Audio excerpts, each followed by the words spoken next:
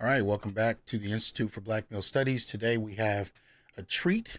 We'll be interviewing one Kevin Samuels, who has been blowing up lately, and we're going to talk about why and the importance of the work he's doing, most particularly for Black men. So, if we can, let's get it started. How you doing, sir? I am well. I am well. All right, Let's get her going, man. beautiful, beautiful to have you, man. Um, First off, I like to start with a kind of introduction not only to the person I'm interviewing, but how he became the person we see today. So, if you would tell us who Kevin Samuels was. I mean, how did you come up? Where, and how did you ultimately get to the man we watch on YouTube now?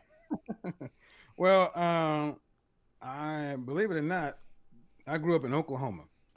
Mm-hmm. I grew up in the Bible Belt, so single parent household.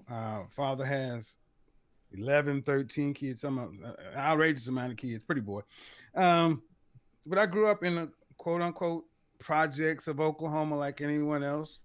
Mother, like most people, come from a family of domestics. Mm. On the men's side, it was military and factory workers. Okay. Um, but the thing that really stood out in the childhood was the church, and then the time I was put into a school that played a lot into my upbringing. It was a school called Millwood, and it was, if you imagine the Cosbys, if they had a neighborhood Mm-hmm.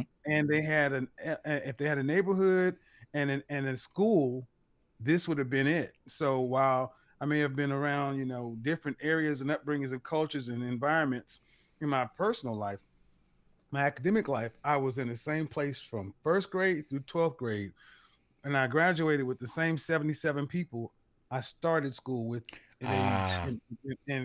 in our first grade. Okay. So Okay. that was the stabilizing influence, and I got to see middle class Black America, college educated people in that environment while I was going back to the East Side.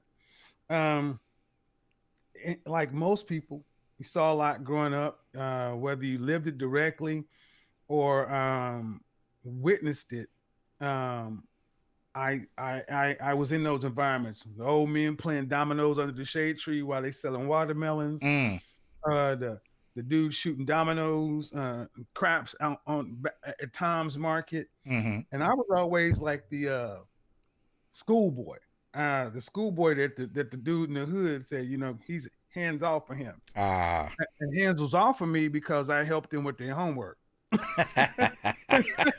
So So if I couldn't get over to your house to do the homework wasn't gonna get done, then you had to answer to your mom and them. So I had a ghetto pass, and that ghetto it was pass afforded me strategic. lots.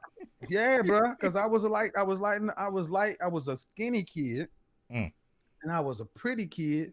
So in the '70s, this is before all the additives in the food, and kids, you couldn't tell, and like I had big eyes and long eyelashes and curly hair, and Mm. so I Mm. got picked on by the boys because I was pretty. The girls liked me, but I didn't know much about it. It was a wild upbringing. But Mm. um, fast forward all the way through high school, I was an academician, got real popular there, became drum major of a black band in high school. You know how black bands play in black environments. Mm. Uh, and that set the stage for first becoming a leader in something. Okay. Yeah, I'd always been growing up in an environment with a bunch of women. My mother Yeah. is only child. I'm her only child, and my two aunts have no children. So in an environment dominated by women, with two strong men on either side, my grandfather, who's a devout Christian, and my uncle, who was the black sheep. That plays more into it later. Yeah. So I got the preacher and the pimp on either side. Got the preacher and the pimp on either side, and I got a Mac. I got a dad that's a Rolling Stone. So Okay. Okay. um, Okay. I could have easily gone. Think of me like a Luke Skywalker character. I could have easily went down the dark To path, the dark easily, side. easily. well, we. And if What, you ever look at the original Star Wars before it was recut, Luke was supposed to be dark. They rewrote him light because we needed a cathartic ending in the West. mm-hmm. Um, but one thing that really showed me is that when I was at Millwood, I saw black excellence. Okay. When I was at Millwood, I saw black men being married to black women, raising black children before Cosby was a thing. Mm. I was at Millwood when Roots happened, that cultural moment when I saw Yes. a change in white people that Yes. I'd never seen them before in my life, and I'm around black people to discuss how differently all the white people are treating us now that this miniseries is on this week. Hmm. So you Okay. you remember when the whole country shut down to watch that Yeah. series, right? You know, and I Yeah. want I want to quickly say, and we don't have time to get into it here, but there's an interview, or actually, it's not even an interview; it's an episode of his show on his YouTube channel where Kevin goes in depth about the impact of Christianity on the Black church. And Mhm. as the son of a pastor, I shared that video with my father, and he agreed with everything in it. And I was just curious as to why I didn't hear anyone talk about that. But it's an interesting moment, and it has an impact on coupling and family development during that time period. So I just want to kind of alert you to go see that video on Kevin Samuel's page on YouTube. It is profound, and it definitely impacts the Black family development, particularly post 1970s. But I just wanted to drop that because what you were saying kind of, kind of went there. Yeah. And see, growing up in the Bible Belt, my church that I grew up in is 3 miles from my high school. Mm, So you can only do so much dirt because somebody's gonna see you. okay. So when you grow up in an environment where it's the hood, but then you're in this sanitized, homogeneous, college-educated, upper middle class, Mm, Cosby before Cosby, it was like night and day. I lived in one world and went back home to another world. So I right. got a chance to see what it looked like. Um, and because I was always a smart kid, academics separated me apart from a lot of people, so it kept me out of a lot of trouble. Mm, Millwood plays so heavily because there were men that were the principal of the school, the superintendent of the school board, my band director was an alpha. It was like all the men around me were in fraternities, and I didn't know. yeah. And the guys that were not in fraternities, they all went to black HBCUs. I didn't know anything about college or any of this stuff, but I did know that one thing kept getting preached to us during the cracking: college is the way out. Yeah. College, go to Yeah. college, go to college, go to college, go to Yes. college. And growing up in the hood, Yeah. college was the way out. I had no basketball skills. You're not gonna go to college on no band scholarship, so academics was my way out. Right. Left Millwood, went to OU. I'm not going to belabor that. Went to school, pledged Kappa. That was big in my life Mm, because all the men in my environment were Kappas and Alphas for the most part, and all the women were Deltas and AKs. Played huge in my upbringing because in the black community, no dads were around and no men were around. But then you go into your 7 a.m. to 5 p.m. lifestyle, and it's Cosby. yes. So it's like, all right, well, this is what's possible. Um, so I knew one thing that I wanted to be better than what I had seen, and Cosby was on at the time, Hmm. and I knew that one thing that I knew one thing that I was competitive. If you give me if you there's a crease, if there's a shot, I'm gonna take advantage of it. Hmm. Went to school for engineering, hated engineering even after I did all those internships because Wow. honestly, I saw the guys were working 15 years to get a corner office with no view. And my Mm, personality, even though my brain could do the engineering, my personality, being more extroverted, didn't do so well there. And I was in a meeting where engineering and accounting were having an issue, and I made both sides talk to one another. And somebody told me, "You'd be great in sales." mm, 3 years later, I was in sales. wow. So how I became this person, I left my engineering job. I quit when minimum wage was $3.35 an hour, making 40 some odd $1,000, and started waiting tables at Papado. And this is Wow. big Wow. because while most people were just waiting tables to hustle, I came in with my image. I'm like, well, if I'm going to wait tables as a college educated man, I'm going to make money. So I came in with my shirts professionally starched. My four pins were all lined up.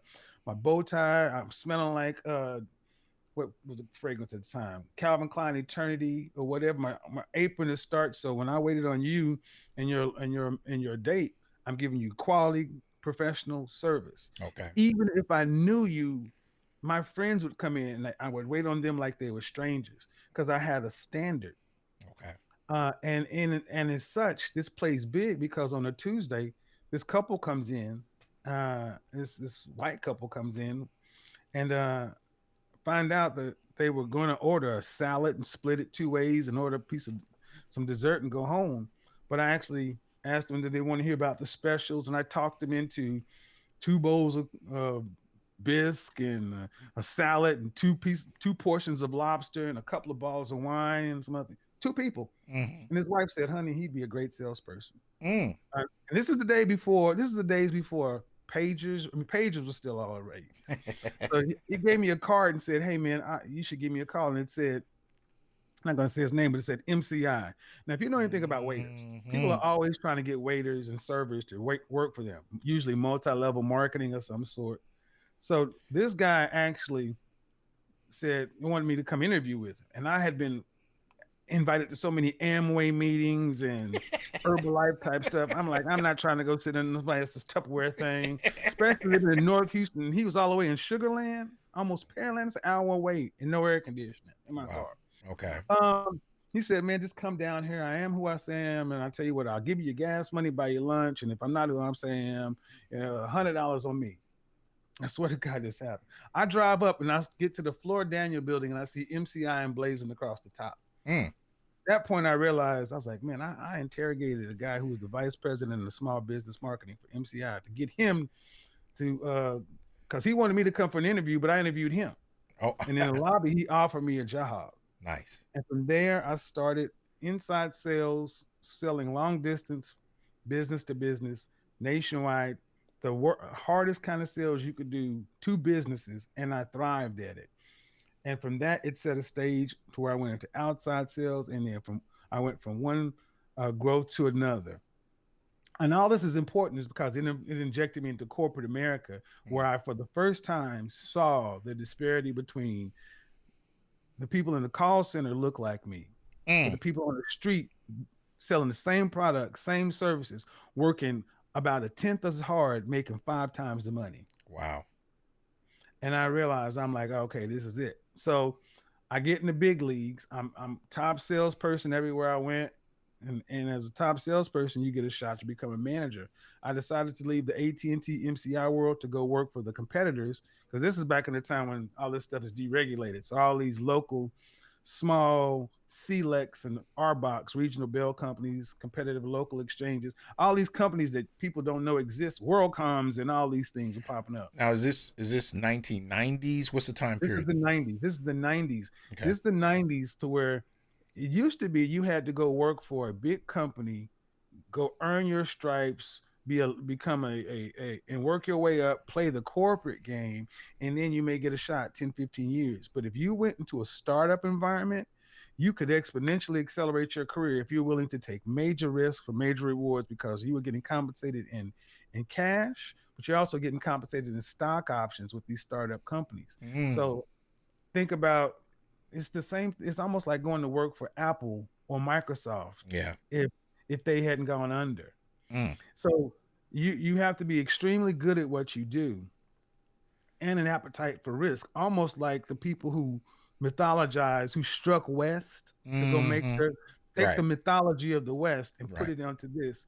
And I got a chance to see that. And I went in there and excelled. So that's what ended up taking me from Oklahoma, Dallas to New York City, where I'm competing with some of the best people in the world for some of the most prime large accounts in the world. Mm. Morgan Stanley, Bloomberg, Bear Stearns.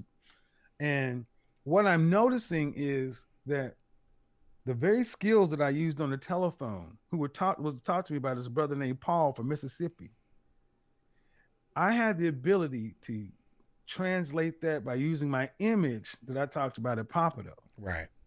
By taking everything that I learned from the projects in Oklahoma to the Cosby thing, I blended all that together, and I went into corporate America, and I was a black man in a suit running a meeting from a technical and a presentation standpoint. It was like being you remember Bo Jackson, Mm-hmm. Bo knows he Oh, was he right. was a freak. I Right. was almost like a sales freak because everywhere I went, it was all non-black guys, and I'm Okay. a black guy. And I went to the first meeting, and I got to tell this one, move on. The company I worked for And I don't want to use any names because they're all gone anyway. It went bankrupt and out of business. But I'm in a meeting with the guy who co-authored the Telecom Act. Mm, These people are heavily connected on Wall Street. right. They're known in this environment, and these guys have been together for the longest. My boss is a guy from Boston, a redhead Irishman from Boston. We would have killed each other in normal life, Mm, but he helped make me the professional I am today because he challenged me to get inside my numbers, mm. not just sell, but get inside the process. Okay. And how many times have we seen brothers who can get a contract but let somebody else manage their numbers? Mm, okay. That's where he pushed me to be better. Mm, And I checked my ego and I went and learned. Our first meeting, I was the last person hired, and our numbers got reported to Wall Street every day because we were trying to get funding to go public. mm. So all our numbers were important. Okay. Go in and do like who's going to sell what this week, and this person I'll sell $20, I'll sell $50, I'll sell 200, and I'm a black man in a room with 20 white men, Wow. and I walk in and I said I'm gonna sell 4,000, and you could have heard a rat pissing on cotton. Mm, He said what? 4,000. He's like, I'm not gonna write that down. I said write it. mm. I'm not going to write down. It's like 4,000. That's more. That's 10 times what the entire room said they're going to sell. I said write it. I'm not going to write because if I write this down and give it to Tony, Tony's going to give it to Royce, and Royce is going to give it to the investors. And if it don't make it, it's going to. I was like, all right, don't write it. I'm going to go tell Tony anyway and tell him that you didn't write it. He said, okay, all right. Damn it, if you want to lose your job, I'll write it. I'll write it. Oh, it's okay. 2 days later, I came in with that carcass. And from that point on, I set the stage. When I said I was going to do something, I don't care who you are. I'm gonna get it, friends. I'm gonna get it done. Nice. And I expect you, and I expect to get paid for it. And I want the accolades for it. I want what you expect, white boy. Mm-hmm. Mm-hmm. And I'm going to outperform you. So that's what ended up happening. And DJ, he and I had that love-hate relationship, but it made me better. Right. And it's learning how to compete in these environments, learning where the holes were in my game, toning my ego down that normally would have used on the corner on the court as Mm-hmm. bravado and snap. No, no, you can't do that there Mm-hmm. because if you can't deliver, you're gone. And Right. when you're gone, you're going to leave a mark. There won't be another one because they'll say the last time we hired this dude, this is what happened. Well, and that poses an interesting question in and of itself. So you mentioned you were the only black male in that space. At that corporate level, even across different companies, did you see what was the presence of black women in relation to black men? Um, Black women were all throughout the place. Mm, They were the administrative assistants. They were the sales assistants. They were in credit. They were in customer service. They were in HR. mm, They were strategically placed around they were strategically placed around companies to use what we're naturally expressive people. okay. So they, I saw in hindsight, I saw how these companies would hire these women in, use our expressive, passionate nature for them to advocate on the company's behalf Mm, to make them profits, mm-hmm. and then turn around and give them a Scooby snack.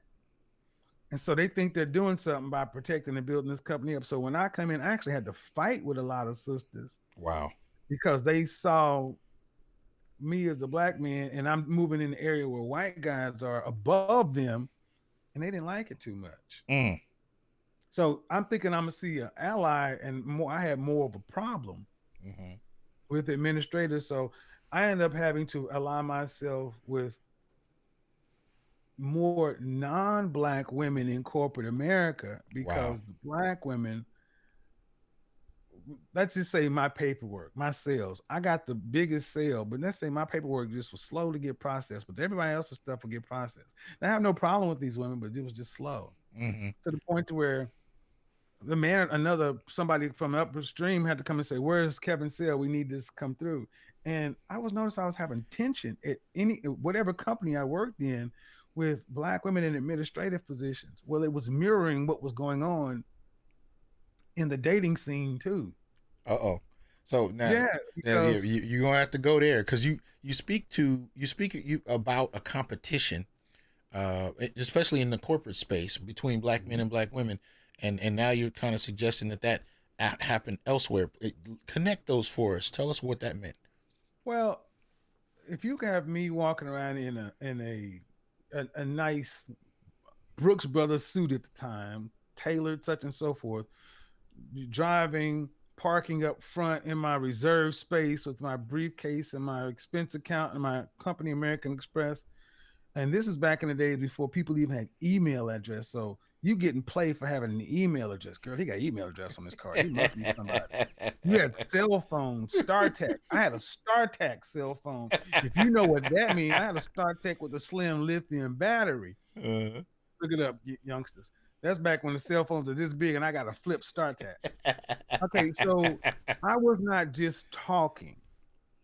I had the receipts. My name is on the plaques and the trophies and the awards. right. And people are coming in from out of town to say, where's this Kevin Samuels? You got VPs and teams coming in to meet me, and they're sitting there looking at the guy deliver. And so I noticed that they I was starting to get a little bit more friendly, but it already had been said. I'm like, these women are not on my side here, and I've done Mm, nothing to them. mm. But I had one woman that I went to high school with, and she ended up working in the same company. She's like, they think you just full of yourself. They think you're arrogant. Wow. I'm like, but if it's Greg and Greg is doing it, he's just Greg. Right. But I'm arrogant. But oh, I forgot. Back when I was on the campus, at OU, if I was just having, if you said, "Hey, Kevin, what's going on?" and I didn't hear you, I had my headphones on, I was having a bad day. It was no big deal. But Hmm. let that be the semester after I pledged Kappa and went over. All of a sudden, now I'm not speaking to you because I'm a Kappa. He's arrogant. He's full of himself. See, people when black men were in corporate America, everybody knew it. Yeah. So did black women, and just like a reputation, people will throw on you their issues. Yes. So I took on all kind of scenarios. So here's the thing: I'm in corporate America. I'm competing. I'm winning, and I'm going out with the guys to the after parties, the happy hours here there. And it's funny because you go with the white guys over here, we're going to the men's club and such and so forth. With the brothers, you go something different. Hmm. So it's different hanging out with mixed crowds versus black crowds. Okay. Mixed crowds, you are the man. Black crowd, the women were completely different. Mixed Mm. crowd, Becky is wanting to buy you a shot. I love your tie. You smell so good. I so him.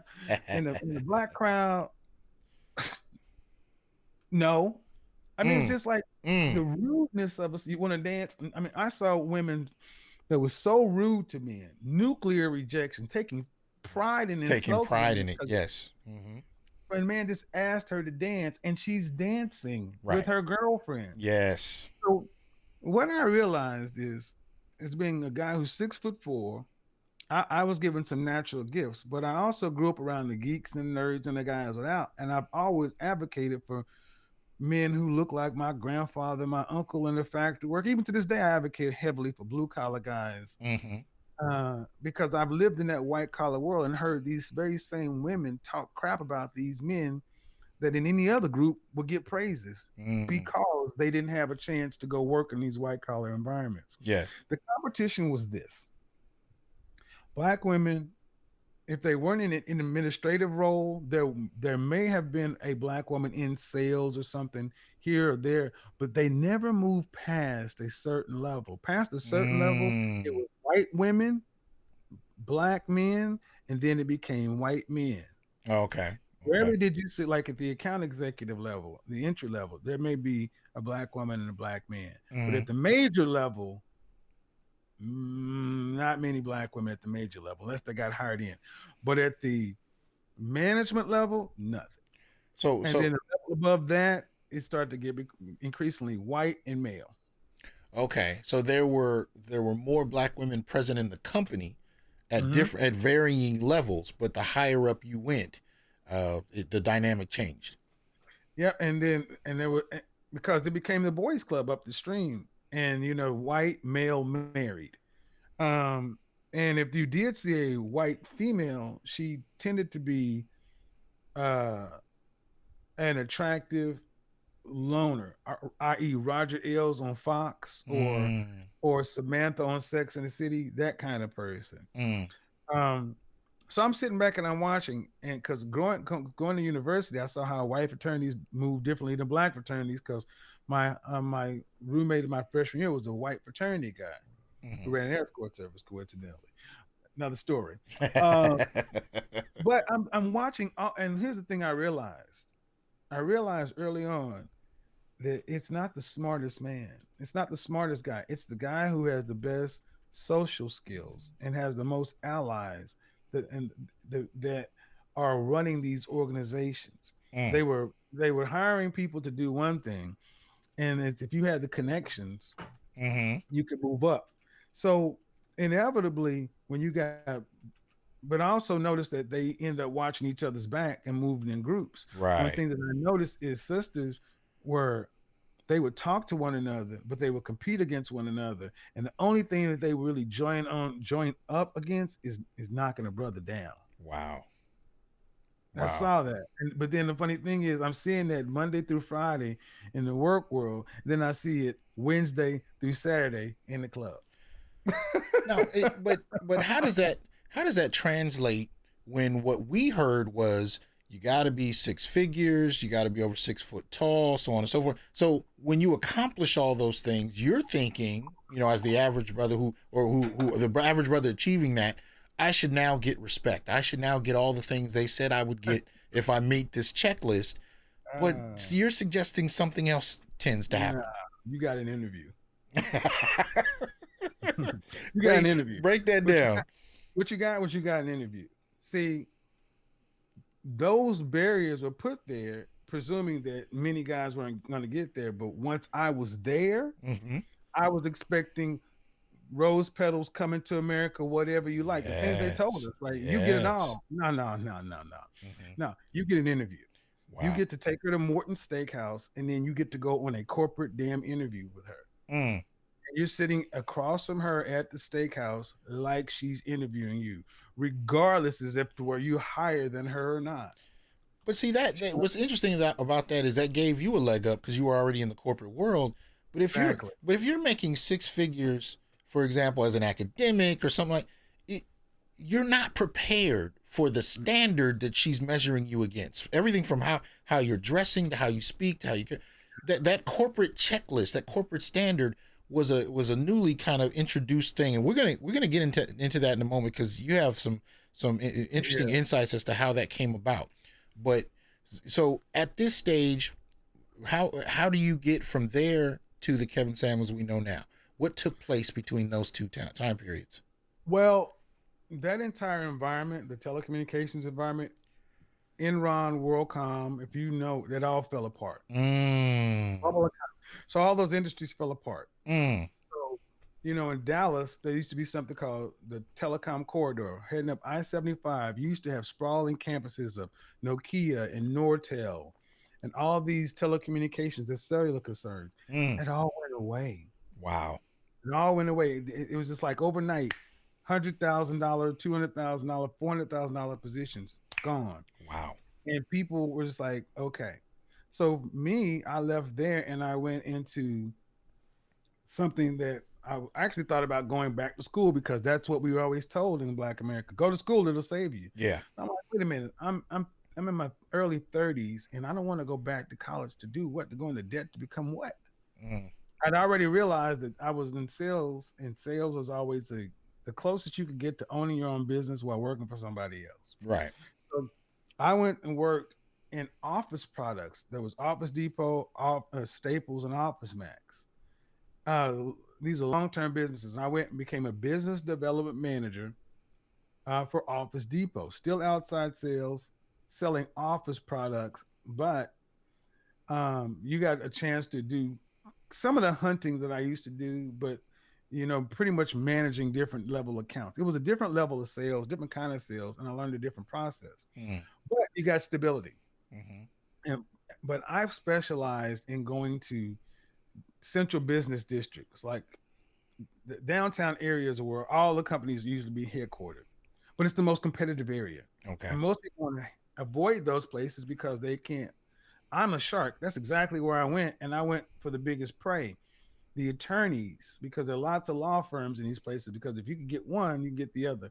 So I learned how to. I developed, and I can't get too deep into it for our time constraints, but I became very good at selling big ticket items to people who purchased in bulk. So it made Mm. lots of money for companies. Nice. Um, so again, I separate myself from in another industry from the pack. Mm-hmm. Um, and I'm in that environment in that environment for a while. But then that industry starts to cannibalize itself. You know, Mm. Office Office Max bought. I mean, Office Depot bought Office Max. Boise Office Solutions was purchased, and it all started to consolidate back towards monopoly. When Okay. all these things used to be broken up, they're all coming back together. I Mm. mean, go find me an Office Max now. You can't. Mm. There's Staples and Office Depot, which Mm-hmm. are all basically a bunch of other smaller companies. So what I started to realize is, wait a minute, just like the telecommunications industry was broken up and then consolidated back, all these things are going back. So I realized I'm getting older. I'm moving up. I'm making money, but I'm not really getting any equity in these places. I'm just getting paid. I'm Mm. like, well, eventually I'm going to become 45, 50 years old, and I don't want to be carrying the bag redoing this all over. So I Yeah. said, what's my next move? What's my next move? Because office products, I don't make office products. Right. uh, I went into advertising sales. I was like, all right, well, advertising's been around a long time, TV, radio, billboard, newspaper. But then something was coming along, SEM, SEO, pay per click, internet advertising. I went and got into advertising sales from the digital side, and I learned that business, which is where I get my advertising and marketing background from. And I went to work uh, for small boutique agencies, making a lot of money. But then I spent my last tour in corporate America selling Yellow Pages advertising, believe it or not. Wow. But Yellow Pages used to be a huge business in this country. Mm-hmm. Mm-hmm. But working for AT&T, I came full circle, went back to the large company where they had a Mm. union benefits and all these other things. And these were all great. But by the time I realized I'm not really cut out to really work for anybody long term. Mm-hmm. So this is when me and a few other people left and formed our own boutique advertising agency. Hmm. And then from that point on, jumped out selling advertising, doing PR, things like that. And it was a PR client that actually was pulling their spend away from our company, Mm. which is going to hit our bottom line at about 30%. And it hurt. Yeah. She's like, I'm being put forward as an appointment for judge, so I'm gonna have to take that away.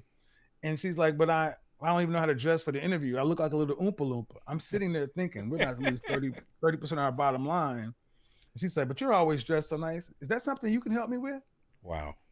And I was like, yeah, sure, because that's always been me to say yes first and figure out how I can do it. I'm like, well, yeah, I can do it.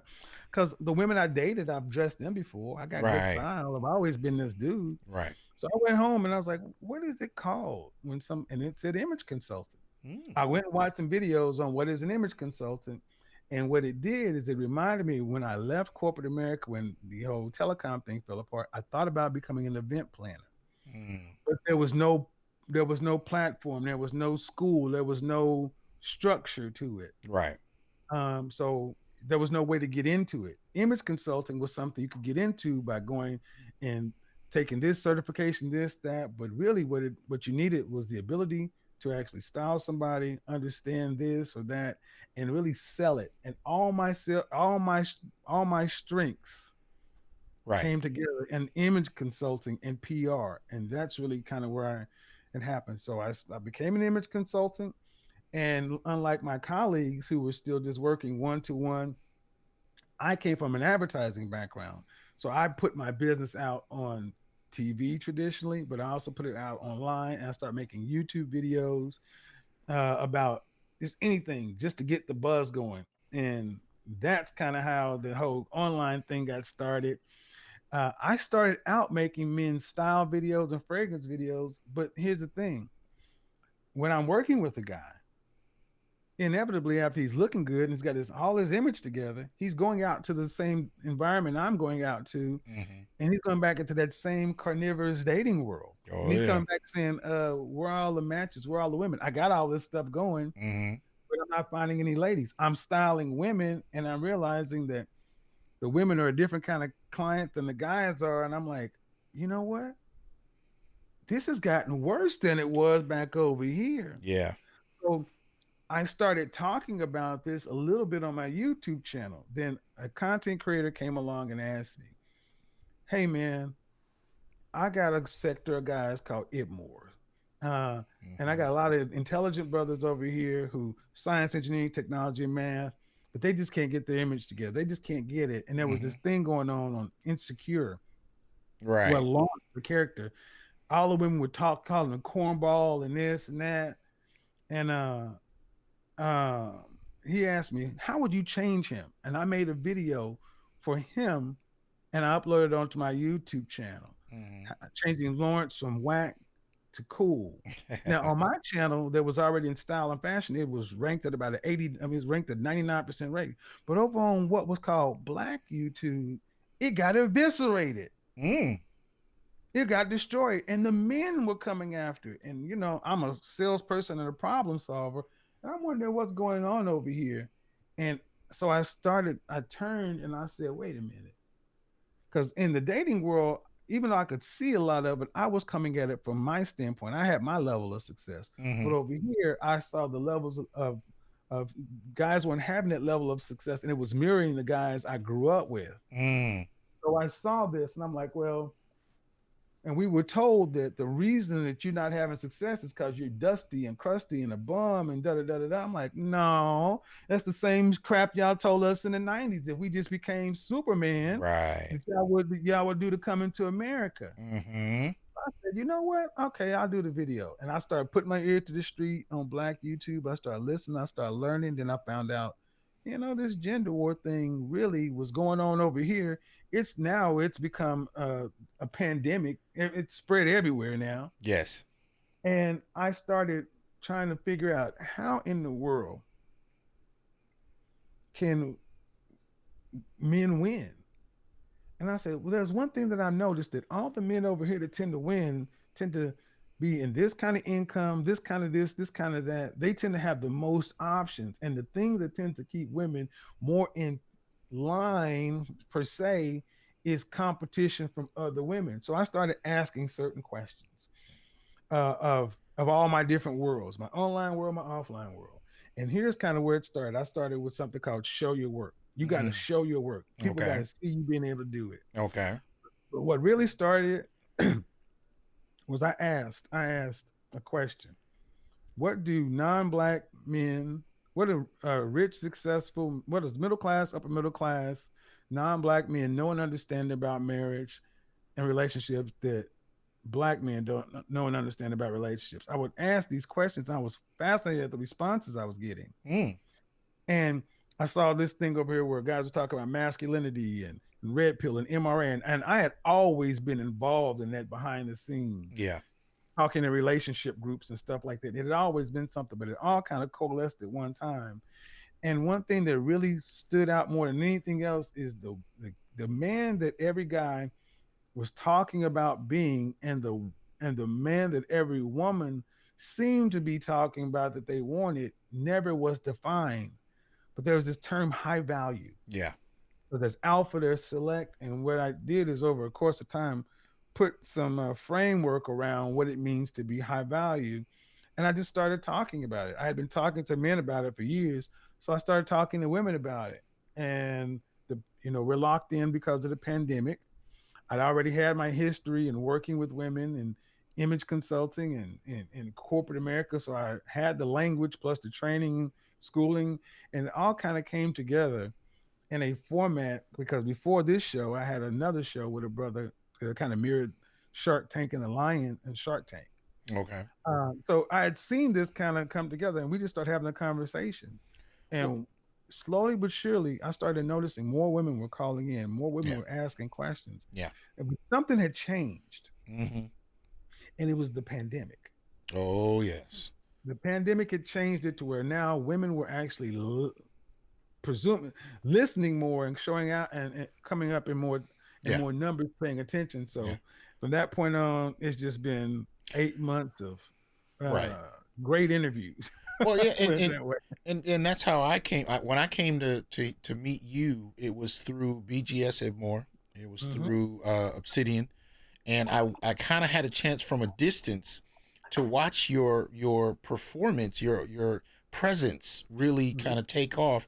But I could also observe how you were taking it in, looking at what was going on, and strategizing the next step. So it was so to be able to watch it from outside was profound because I Hmm. hadn't seen anyone else quite navigate YouTube, let alone the black YouTube the way you were able to. But there's something you talked about in an interview that I really want to get your breakdown of here. You talked about it in terms of a generational impact. You talked about leading up to what we call this gender war that you pointed Hmm. out, that there were generational differences in behavior, from black men and women, from baby Hmm. boomers, to Generation X, to millennials, to Z. What are some of the things you saw that in terms of just what's been happening generationally that bring us to this moment that lead up to this gender war? And you're precisely right. When we get to the pandemic, there's a shift. There's a dramatic shift, particularly in women's behavior, because there's a whole new set of needs. There's a whole new set of dynamics. But Hmm. if you could tell us what you saw generationally take Well, place. well, coming up, I was born in '69, and it was on the tail end of the civil rights movement, but it's right in the middle of National Organization for Women (ERA), the women's movement.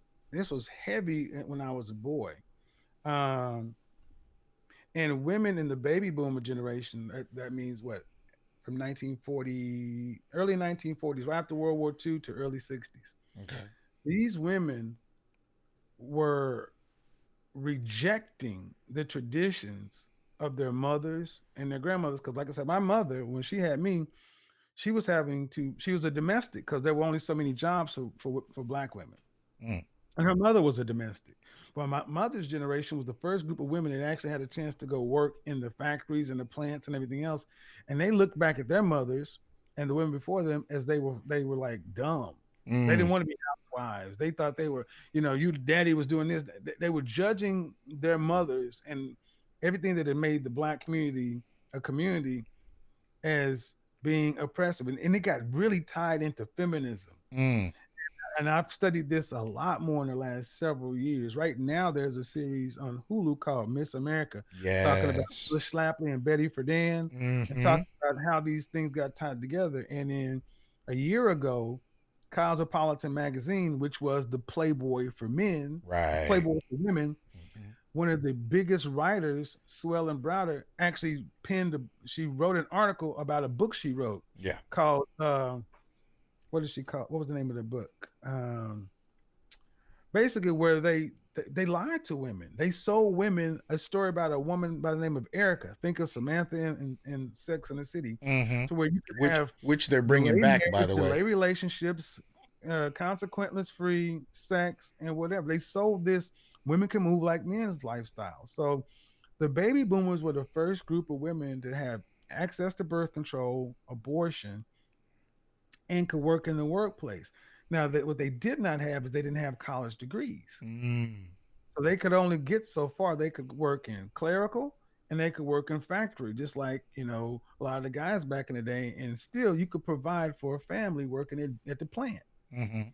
My generation came along, those plant jobs were being eviscerated by when Yes. Reagan's economy. Yes. They were gone. There were no plants. There were no 50-year jobs. We had to go to the military, Mm. college, or you were broke. Mm. Mm. Military, college, or you were broke. Right. There was no middle class anything anymore. It was gone. Mm. And so sisters actually went to college and they were coming out getting the white collar jobs because they counted as a double minority with affirmative action in Title IX. So Yes. all the things that were meant in the civil rights era to benefit black men were given to black women in preference to black men. Yes. And it was a strategy because Wall Street and Main Street understood that women spend more money. Yeah. And if you give women money, they will spend it. Men will build with it. Yeah. Yeah. So, um, I Well, no, forgot and what I was that's an interesting point because when I did the calculations, what I found was from saying. 1976 to 2019, black men literally have almost to the number half of the number of degrees black women have. Yep. Yeah, so you can see the legacy of that time period. But go ahead. The book was called Subverted Mm, by Sterling Browder. How the women's movement was taken on to be this new thing that it was. right. But we had half of the degrees, but Yeah. we also had black men who were teachers. Mm-hmm. There was a video I watched by a brother talking about how all the money, how we lost so many black male educators, and those men that were important in my development and me seeing Yeah. they don't exist anymore. Yeah. Yeah. So this all comes together in many different ways, and we're examining it in real time on YouTube. The declining of black excellence, black men being fathers, black men being in the education system, to Mm-hmm. where everything's being run by women in the education system, in the Mm-hmm. home, and in corporate America, you're making more money because you're giving double minority and preferential treatment to where the black community becomes a matriarchy, to Mm-hmm. where silent generation, my mother's generation. Yeah. Big Daddy sat at the head of the table. And even when Big Daddy died, no one sat in his chair. Wow. My mother's generation, they didn't get married, but there was some women who had babies out of wedlock. Um, my generation, marriage happened, but we were blue pill beta male simps because we were raised by a generation of harder women told to go out and babyface women. And women weren't hearing it. They were eating you up and spitting you out Yeah. because they were looking for this ideal black man that didn't exist, this Well, loyal alpha that they were attracted to, that they felt that they could submit to, but no matter what he did was never good enough. Well, and when we have to parse that out because there's something when you said a second ago something really profound. You said you had to baby face them. The impact of just R&B culture in the Mhm. '80s. It was built off the '70s, but it went to a whole nother level. In Right. terms of what our generation was told to do to woo a woman, and it was very Hmm. much about being worthy of her Hmm. and putting pedestalizing her and lifting her up and then being able to provide for her every whim. So you had this going on at the same time. You had this, this entrance into this double minority status in the corporate world for black women, and you kind of saw, what with this, we call a gynocracy. We started to see that really kind of reach a whole new crescendo. But Right.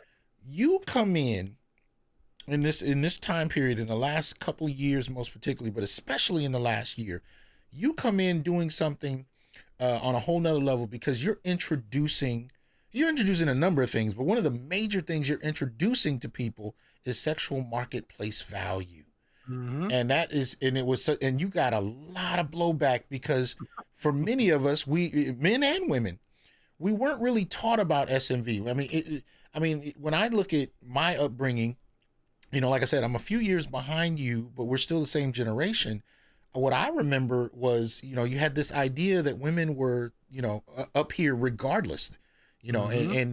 and you were kind of beneath them, and you had to do this six-figure thing. And by the way, you did an analysis online the other day where you broke down the numbers, man. I, look, we'll go into that outside this recording, but that was profound to say the Right. least. But we were told that that was what you had to do to be on par to get a certain level of respect. So now Hmm. you're introducing sexual marketplace value to a group of people, a community of people who kind of knew. Most women have a general idea, but not to the degree you're breaking it down. I mean, most people know when you get older, different things happen, different options, you think. But with SMV, sexual marketplace value, there's a very distinct and clear cut set of ideas in regard to what tends to happen most to people. Hmm. Talk a little bit about SMV and also what experience you've had because you've ushered in a discussion really amongst the middle class and the upper middle class that wasn't happening in the same way. Right. You saw it in YouTube here and there, but you kind of broke out into the mainstream with this discussion, and a lot of people didn't know what to do with it. They didn't know how to take it. You know. Well, coming from a sales background and an Mm-hmm. advertising background, I'm always looking at outcomes. Mm-hmm. Always looking at outcomes, outcomes, outcomes, outcomes. And one thing in sales, you're taught to take a complex process. I'm selling long distance and this and whatever it is you're selling, you want to make it as simple as possible. The KISS principle: keep it simple, stupid. Mm-hmm. Talk to me like a 4-year-old or a cocker spaniel. Mm-hmm. And I developed the ability to take a complex concept like gynocracy, Yes. sexual politics, Yes. the black tax, great book by that brother, by the Mm-hmm. name, the black tax, why we lost all these brothers in education, and that's a good video too. All these things we talk about, and able to distill it down to where I'm talking to Minister Jap on this video, and make it to where people can understand it. Mm-hmm. Most people have experience buying a car, whether they bought it new or used. They know what it is to buy a car, and everybody understands that there's a car has a blue book value. Mm-hmm. I just took the concept of sexual marketplace value because we all have a number on us, and I related to a Kelly Blue Book. Mm-hmm. And I tell women that I was like, regardless as to how we got here right now, the men as we get older, especially if we've taken on the challenge of, all right, I'm going to become a corporate person, but I'm going to become an academic. Mm-hmm. I'm going to deal with the deficits on the dating market from the age of 18 to 40. But then it switches. Mm-hmm. Then something happens. Yes. Yes. Men gain value with age, wisdom, and experience, and because our incomes tend to trend up. Women's value decreases. And I frame the question in this so women can understand this. Name me a product on the market that gains value with age and use. And all these degrees are just that I can't. I'm like, well, that's you. Mm-hmm. I've used the sexual marketplace value. I've used the pawn shop thing. You ever Mm-hmm. take something to a pawn shop and you Mm-hmm. thought it was worth something a lot, and they Yes. say over here it's worth $50. Well, we the pawn shop. Mm-hmm. See, men understand that we have a value. We're ranked on our height, weight, all kind of things, our debt to income ratio, our credit rating. We understand that we get rejected. The market tells us all the time, you ain't good enough. You need to come back. Mm-hmm. Women were told, you're great, you're wonderful, you're queens, you're this, you're that. And because women have access to having relations, sex with the kind of men they want, they feel that their value is automatically there. But I also redefined that and said, no, no, we're not going to judge in dealing with, we're going to judge in marriages. Yes. Yes. Judging rings. A man of value drops to one knee in public and presents you with a ring of significant character. That, just by defining Yes. the the double speak that a lot of women have and the feelings, and I define it for way men and women could understand it in a very visual way. I've gotten women to openly admit that, yeah, I've been engaged 4 times, Yes. but you never got married. I'm like, well, right. And you've had this and you've had that. Sexual marketplace value, what it's doing is it's saying, I grant it, you want what you want. Right. But what the kind of men that you want, what do they want? They want these things. They tend to want a woman who is in these kind of categories: a fitness category, a femininity category, a looks component, Mm-hmm. and then an attitudinal component. And that all comes out to the calculus of your SMV.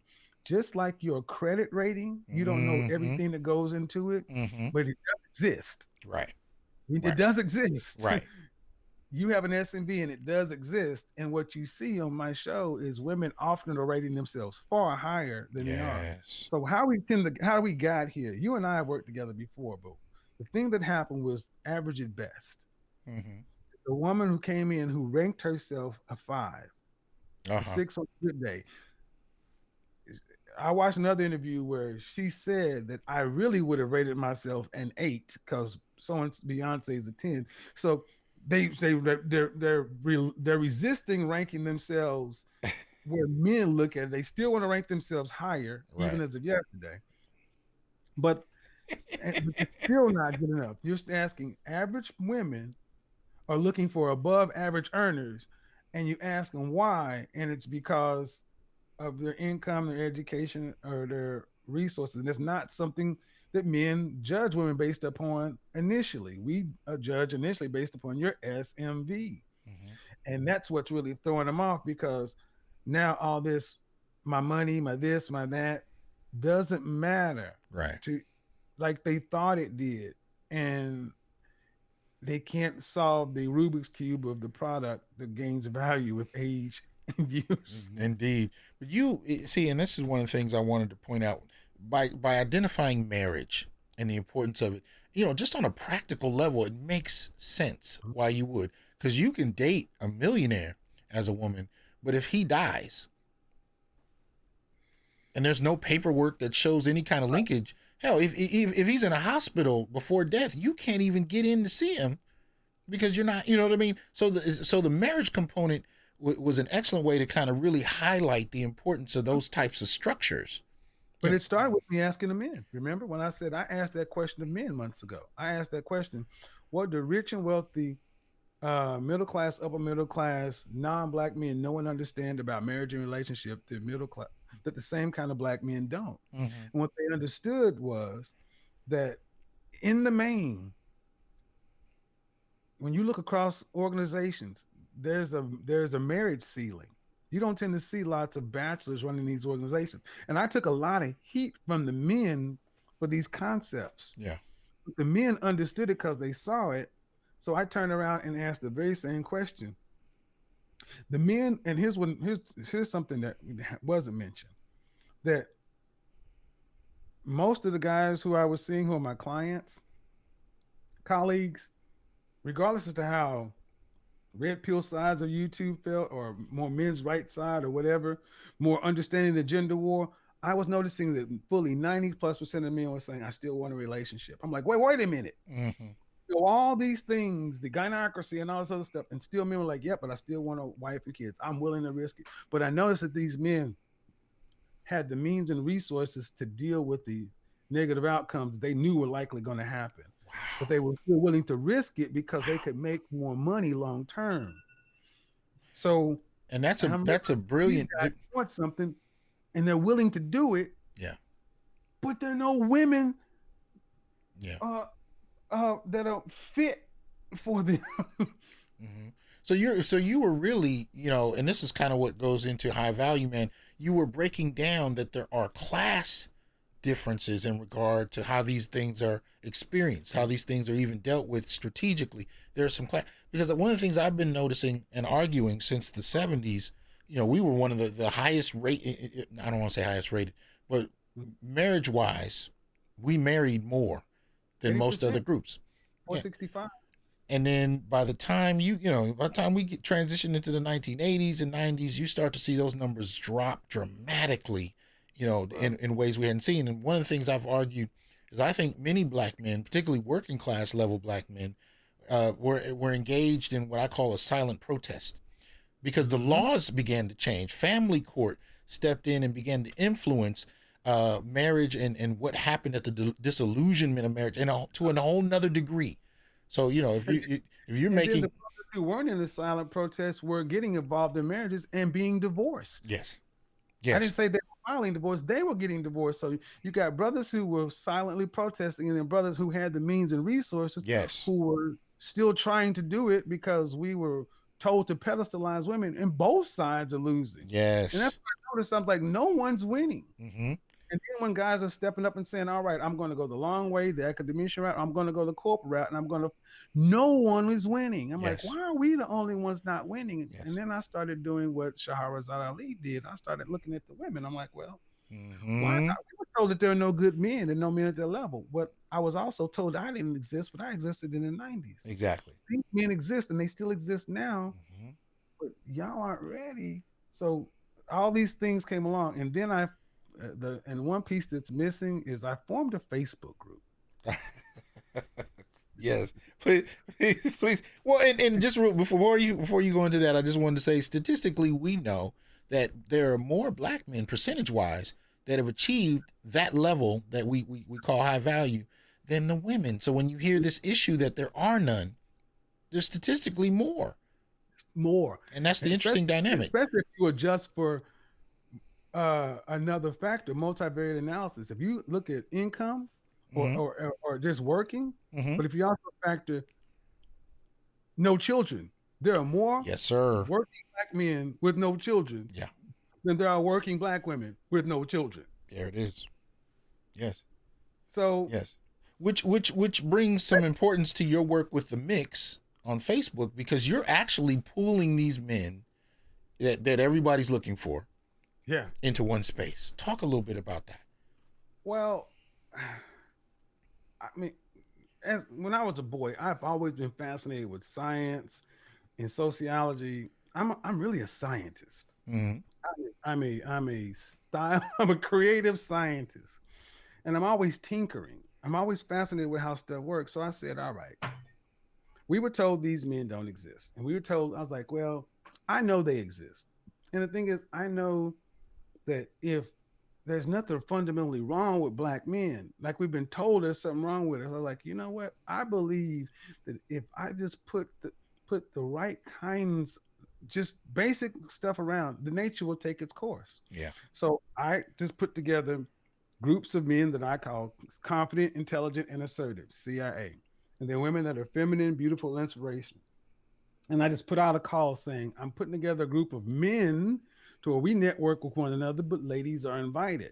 Mm. And I just put the call out, put people into the group, and I asked some basic questions: age, marital status, uh, what you're looking for, kids, and things like that, and put them in a space. And of course, it's some basic ground rules that we keep it respectful.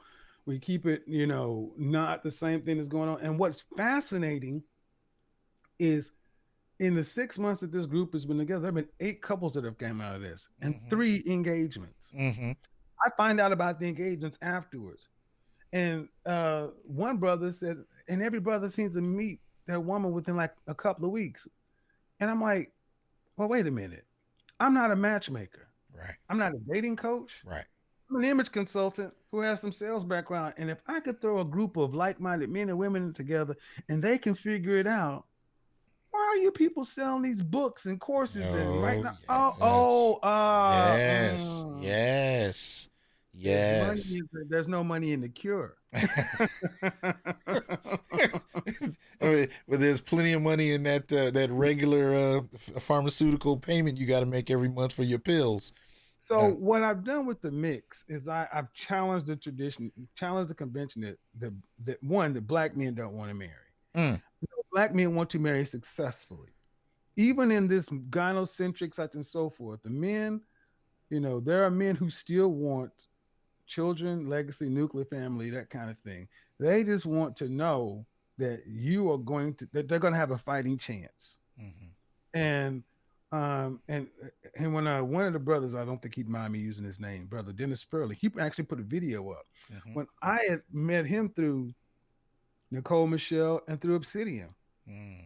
And now this brother's a multi-million-dollar attorney. And I was like, hey man, you ought to join my group. And he was like, ah man, whatever. He was done. He was on his way out of here. He was selling his house, going to the Dominican Oh Republic. yeah. I think Oh he'd been yeah. married once or twice. And this brother is successful. Yeah. And then just on a lark, he said, well, let me go ahead and throw up my profile. And inside a week, he on his video says, I met a Ivy League educated, beautiful sister, so forth. And now married, home. I'm like, well, wait a minute. And these things I like putting up in front of the world because it doesn't, because I get a lot of heat from women saying you're bashing women, you're this or that, you're just, I'm like, no, show me the people that you follow who are getting any kind of results. You may not like my approach, but it's rooted in science and it's also rooted in the outcome. I want to see better black relationships.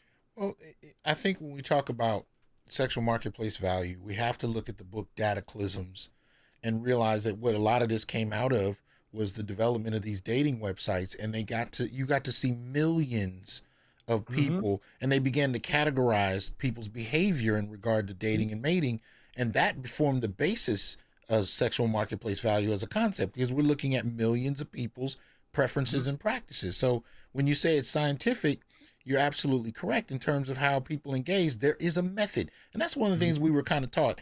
Like, there was no method; it was all about love, and people just had to Right. figure it out. But Yeah. that's one of the things we see men really bringing to the table. No, there is a structure to this. Mm-hmm. You know what I mean? There's a structure to Well, when I which people are most valuable in the market, young women and older men. There's a structure.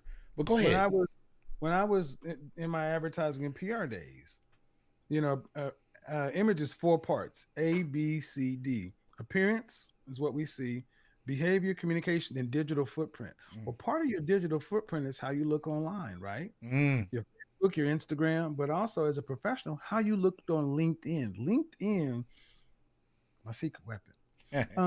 LinkedIn is one of the best advertising and marketing platforms for professionals going today. And I, even in my high value equation, it must be LinkedIn level at a glance.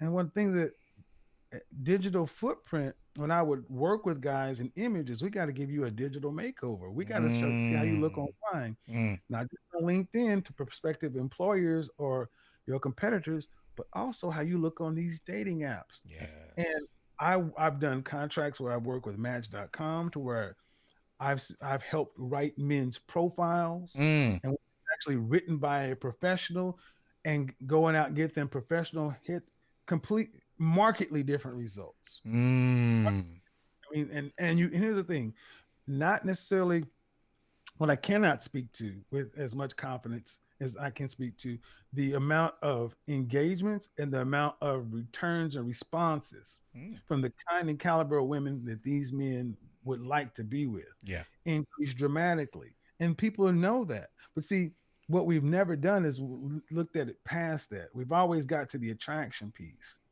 We've never got to the acquisition piece, which is Mm.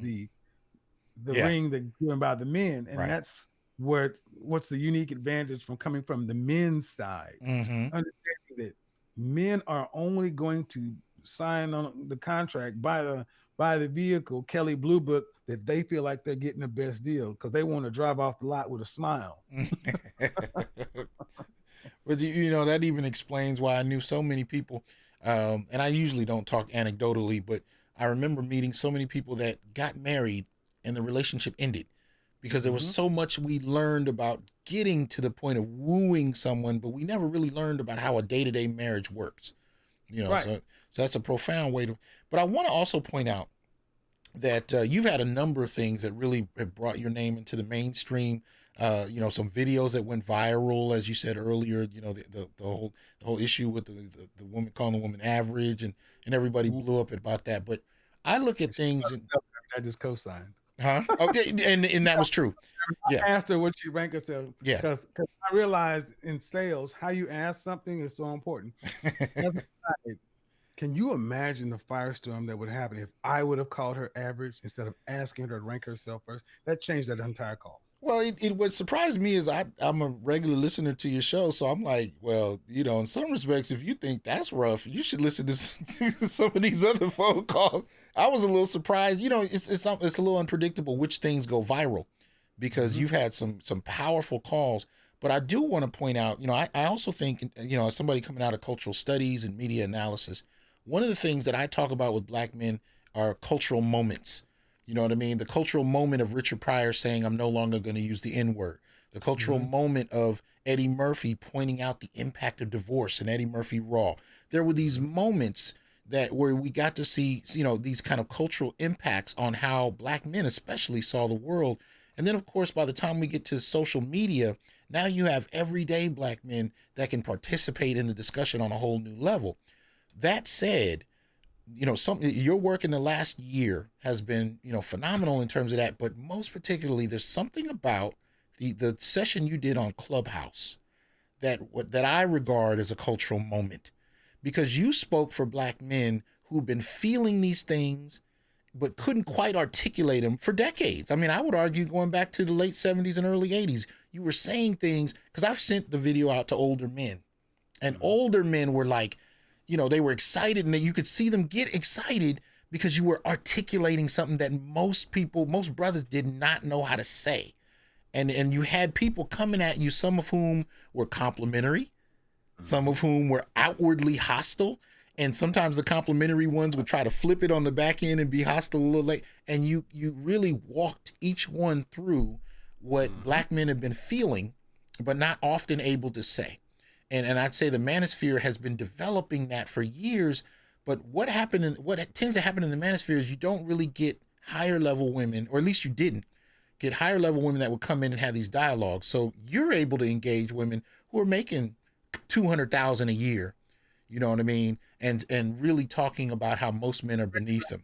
Peer, Go ahead. and which they recognize me as a peer, which goes back to that '90s thing when I said, you know, if you're in outside sales, you're in a different class than if you're in inside sales. Mm, So when I'm in outside sales, I'm in the same class as an attorney mm, or a physician or a woman that's in, a news anchor, or she's, I'm at the only people higher than salespeople, uh, as far as earning potential, tend to be attorneys and physicians. mm.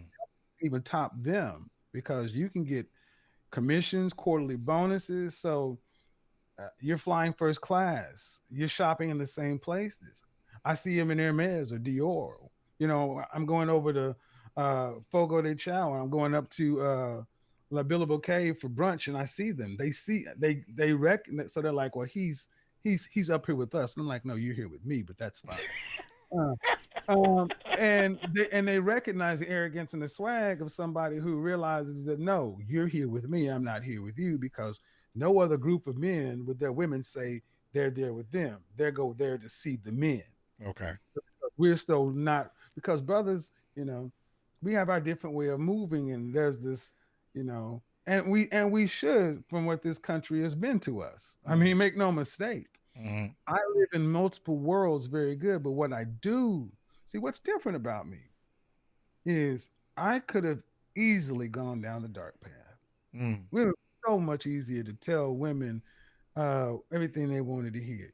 Could you imagine the kind of success I could have had with my presentation, my connecting ability, telling women the same thing that so many men have been telling women for the longest? I could have been a millionaire Yeah. years ago. And we've seen it from Steve Harvey to a number of other. We've seen it. But because I was that book nerd, I Mm, do like science and Legos and calculus and chess. But I also like Ralph Lauren and you know Ferragamo and Louis Vuitton. I like all these things. I can go in both worlds, but I'm still an Oklahoma guy, and I still have respect for the men that I watched dig the ditch. I have a tremendous amount of respect for blue collar workers, the yeah. military men, because those are my family. Those are the men that made it. Okay, leave him alone. He Yeah. has the ghetto pass. Yeah. Okay. Because if it wasn't for them, I could have easily been scooped up or knocked out. But They you know, said, no, he's all right. right. So I'm not. And what we typically see more often than not is brothers who will get there Mm, and forget where they came from, yeah. and and, Yeah. and turn their back. And I said, Yeah. no. Well, one of the complicated things to being complicated as a black man, to standing in different worlds, most are only able to see black men in very simplistic, one dimensional terms. So when you have someone that has a foot in different worlds as a black male, what you tend to find is people don't understand.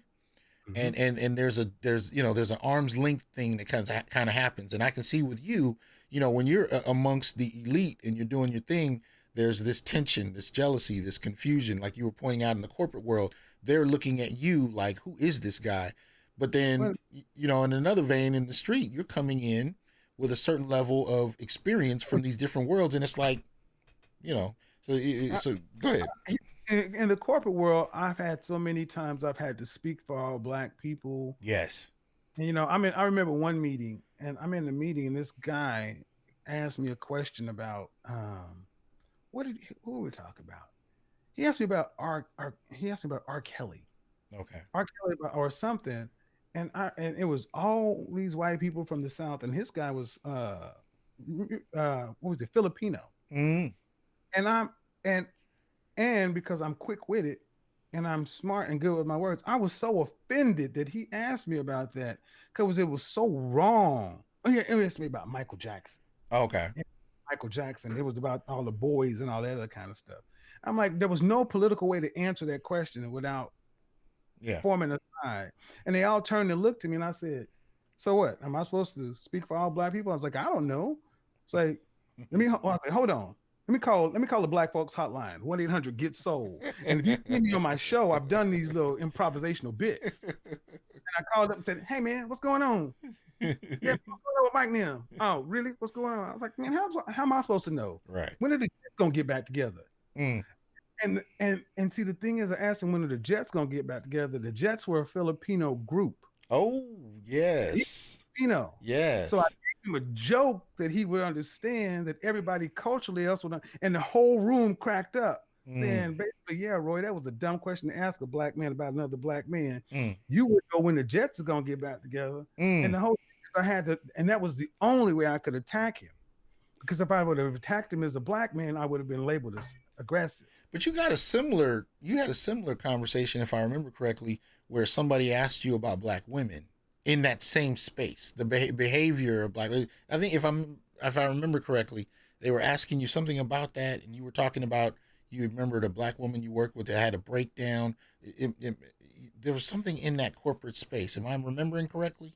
I don't remember which one you're referring to, but here's one thing that I will say is that as a black man who's in corporate America, you have to learn how to, in chess, some of the most powerful moves are attacking from defensive positions. Mm. In the movie Sherlock Holmes, where he's playing against Moriarty, he wins by saying discover check and incidentally mate. Mm. And his opponent thought he had won the game, but he didn't realize Sherlock was already realized that life is always a game. When you're a black man in places where unless you're in the barbershop around your people, you're always on a chessboard, Yeah. and you always have to be playing steps ahead. And the thing is, I'm playing steps ahead for men, and on YouTube, I've paid a tremendous price for Mm. speaking for men, Mm-hmm. and then for actually injecting race. The people on style side don't talk about relationships Mm. uh man standpoint. They talk about it from a woman's standpoint. And then to advocate from a man standpoint and then actually bring race into it, people, um, and then to stand on it. That's unusual. So because your man thinks that easily undercut. Well, he with a white woman, or he with this, with that. Yes. Yeah. I Yeah. can't do all that because I stand on what I stand on, Mm.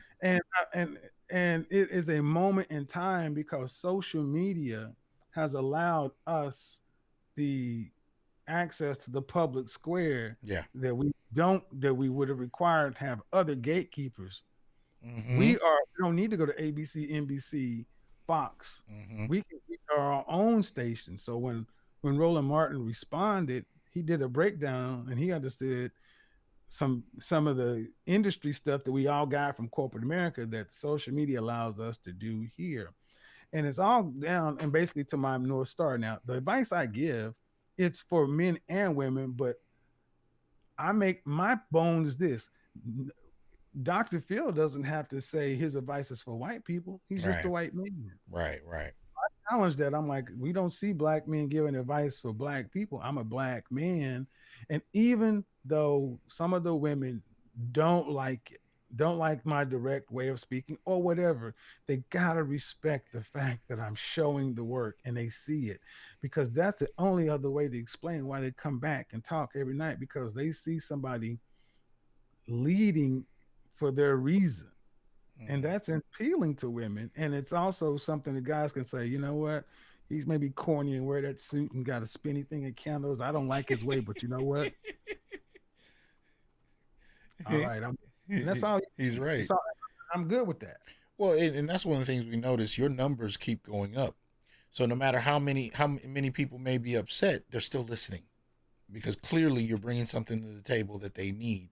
But the last question I wanted to ask Okay. is, with all the work you're doing, what do you see as far as the future of the black family in terms of where we are right now? What do you see with the work you're doing, the people you're interacting with?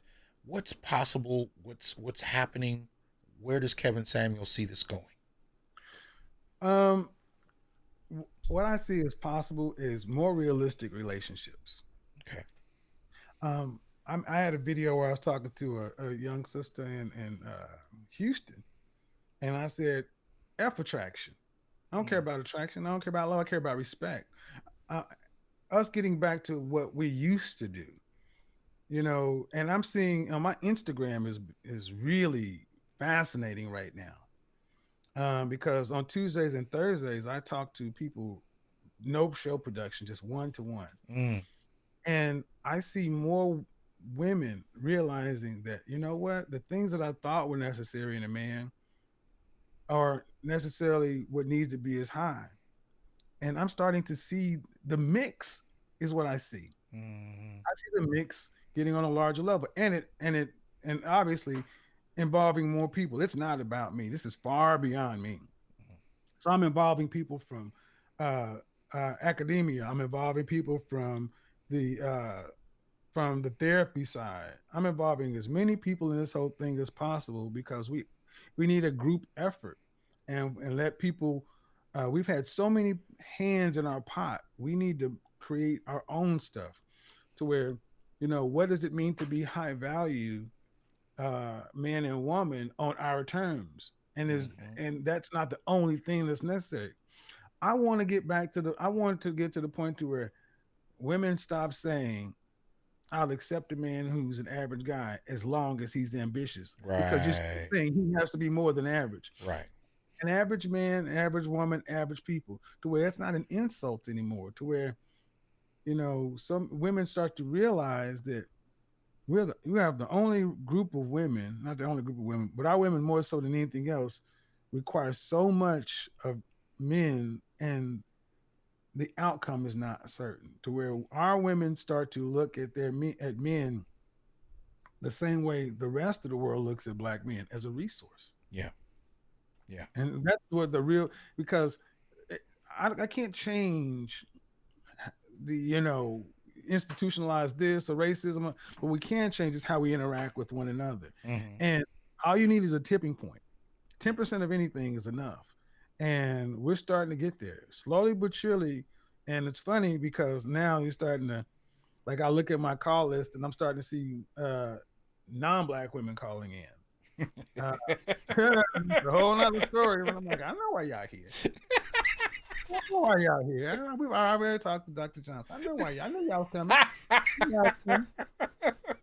Sparkling water over there and some saltines. I know y'all coming. I knew. You know.